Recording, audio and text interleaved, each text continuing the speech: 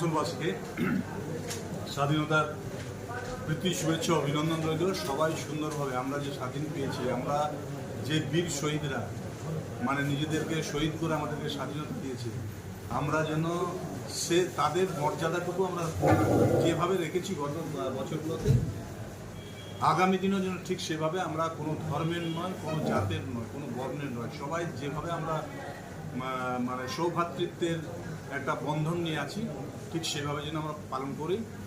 এবং সকলকে প্রীতি শুভেচ্ছা রইল। এবং আসানসোল কর্পোরেশনও এখানে আমাদের যেটা আসানসোল কালী পাহাড়িতে যেটা গেট রয়েছে, আমাদের গেটটারও উদ্বোধন আছে। এবং আমাদের HLG মোড়, আমাদের রানা প্রতাপ সিং রাজপুত সমাজ থেকে একটা আবেদন রেখেছিলেন, ওখানে একটা স্ট্যাচু রানা প্রতাপ সিংয়ের 15 তারিখে উদ্বোধন হবে।